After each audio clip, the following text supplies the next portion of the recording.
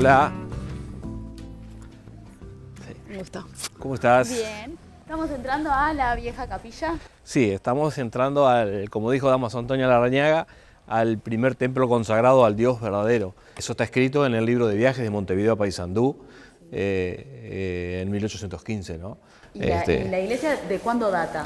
La construcción de esta iglesia es de 1787. Digo, antiguamente era de adobe y de barro, antes de esa fecha, ¿no? Y después, en esa fecha, en 1787, comienza la construcción de ladrillo y de barro, ¿no?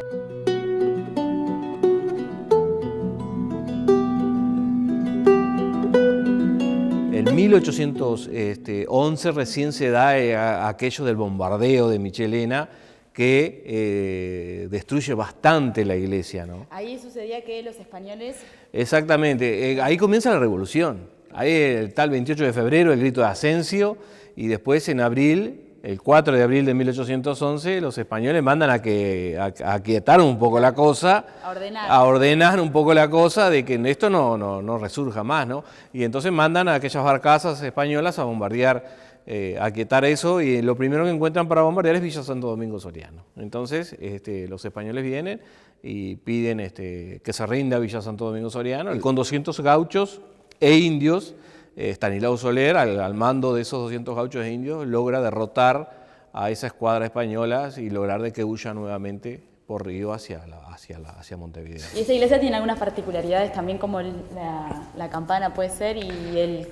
Sí, esta iglesia la particularidad que tiene es que, por ejemplo, tiene el único Cristo articulado del Uruguay. Ahí está. Y son pocos en Latinoamérica. Tres. Hay tres en Latinoamérica, este es el tercero en Latinoamérica y es el único Cristo articulado del Uruguay que hasta el día de hoy, en Semana Santa, los Viernes Santos, se baja de la cruz, se hace una gran ceremonia, se hace misa, se llena la iglesia de gente, ¿no? Y para la comunidad católica es algo muy emotivo, ¿no? Y bueno, y las campanas, se dicen que había una campana gigante que se escuchaba el sonar desde Dolores, 20 kilómetros de acá, ¿no? Que no sabemos qué pasó con esa campana, pero digo, son versiones. En su momento quizás la tuvo. En su momento quizás la tuvo la campana, pero que no sabemos tampoco qué fue lo que pasó, ¿no?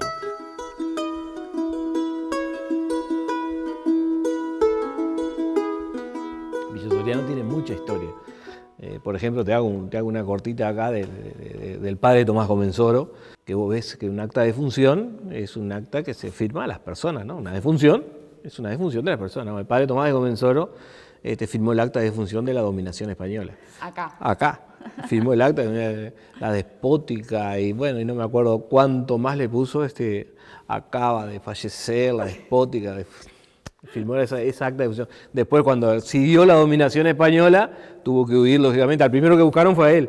Claro. Tuvo que huir con su librito, con el acta de defunción a bajo brazo. Pero ese libro está en el Archivo de la Nación de Buenos Aires. Está ese libro. Se adelantó unos años. Se adelantó unos años, pero sucedió, ¿no? después sucedió.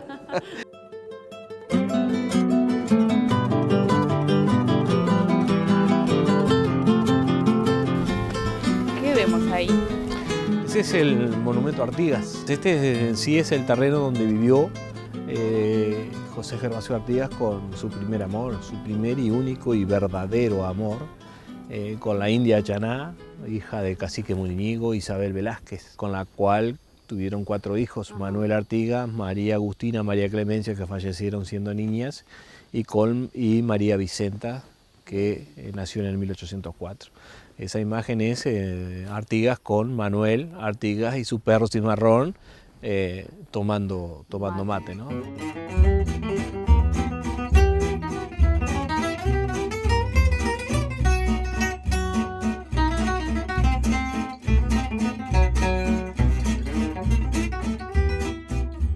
Háblame del nombre. Villa Soriano, Santo Domingo. Villa Soriano, Villa es el rango. El nombre en sí es Santo Domingo Soriano. En 1611, Hernandarias introduce el ganado por la isla del Vizcaíno, ¿no? En 1617 quieren conquistar la banda oriental por medio de la fuerza.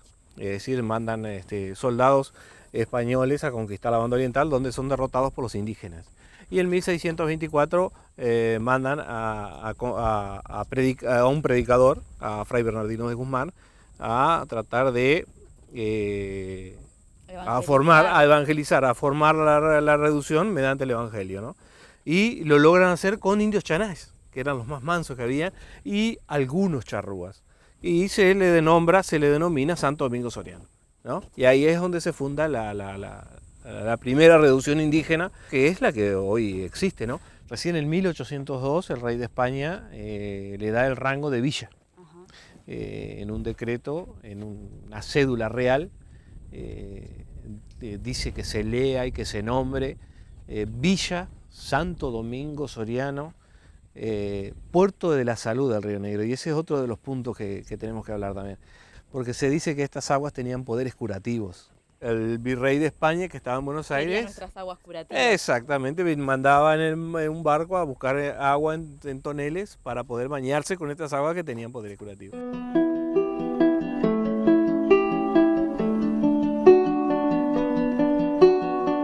Villa Soriano tiene más historia, como por ejemplo este muelle, que este muelle antiguamente era un muelle de pasajeros y de carga. Un muelle hermoso. Hermoso. Este muelle hoy en día es utilizado como puerto deportivo para embarcaciones de veleros, yates y todo eso, ¿no? Pero antiguamente era un puerto de pasajeros y de carga. En 1900, cuando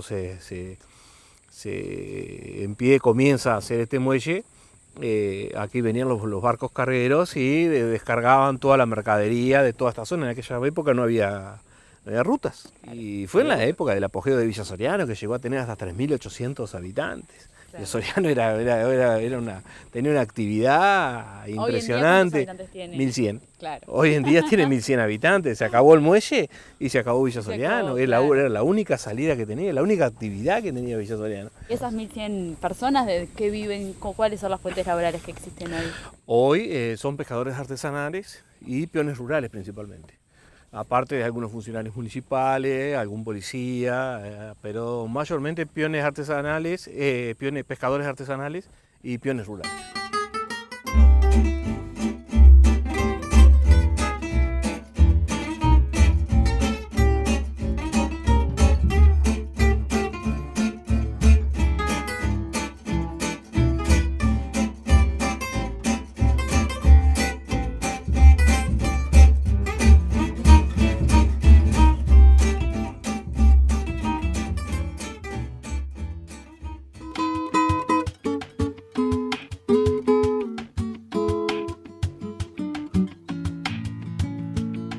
El 19 de abril de 1825, aquí, en la playa Agraciada, metros más, metros menos, desembarcaron nuestros patriotas, los 33 orientales.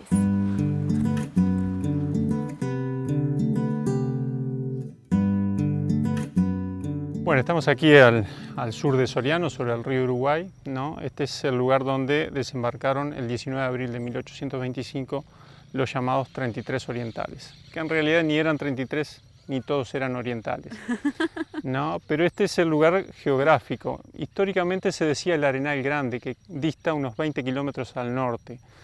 ¿Por qué ese error histórico? Porque era el lugar donde sí iban a desembarcar ellos, ¿no? Originalmente. Y para los testigos quedó como que ellos desembarcarían en el Arenal Grande. Ahí está. En realidad hubo un cambio de planes en esos días. Tomás Gómez era el que le iba a proporcionar los caballos a los patriotas. Es descubierto, ¿no? Él llevaba los caballos hasta la punta del Arenal Grande, donde le hacía la fogata para que desembarcaran. A quienes venían. Hizo dos veces, en 2 días consecutivos, la fogata. Es descubierto por una embarcación brasilera. Él huye a Buenos Aires, pero antes de huir le pide a sus cuñados, los hermanos Ruiz, ¿no? Lauriano y Manuel, que no dejaran a los patriotas, ¿no? Claro, que estaban en las islas pronto para desembarcar. Entonces ese cambio de planes hizo que terminaran desembarcando mucho más al sur de lo que estaba previsto en la playa de la Agraciada. Y en realidad desembarcan a eso de las 11 de la noche del 19. Los lanchones se internan en ese arroyito, el arroyito Gutiérrez, ¿no? Junto al monte, y en la mañana temprano del 20 reciben los caballos por parte de los hermanos Ruiz y otros lugareños que estaban dispuestos a levantarse en armas junto con ellos, ¿no? Ese juramento que lo vemos en el cuadro de Blanes, Sí. se hizo, pero se hizo dentro del monte. Lo que hizo Blanes es un cuadro artístico muy bien, pero nadie iba a estar en la playa expuestos, ¿no? No, con los sables, las armas y demás, ¿no? ¿Y cuántos eran los 33? Hay 17 listas oficiales, ¿no? Hay 2 firmadas por el propio Lavalleja, hay 2 firmadas por Manuel Oribe. En realidad hay un trabajo de Justiniano Carranza que habla cuántos eran los 33. Es un libro muy interesante y que él determina que eran 40. A esto hay que agregar los que conducían las chalanas, ¿no? Las embarcaciones, los lugareños que estaban aquí en la playa, que también arriesgaban su vida, y los patriotas que quedaron en Buenos Aires, como Seferino de la Torre, que fue el que confeccionó las banderas, o Trapani, que era el administrador. O sea que era un grupo En mayor. realidad era una comunidad más grande. Aníbal Barrios Pinto los llamó los Libertadores de 1825 Ahí está. para no obviar nombres ni determinar. Ni ¿no? determinar nada. Se cree que justamente el número 33 también está vinculado con la masonería, Claro. ¿no? Manuel Oribe, Sufriategui y Freire eran integrantes de la masonería. Claro.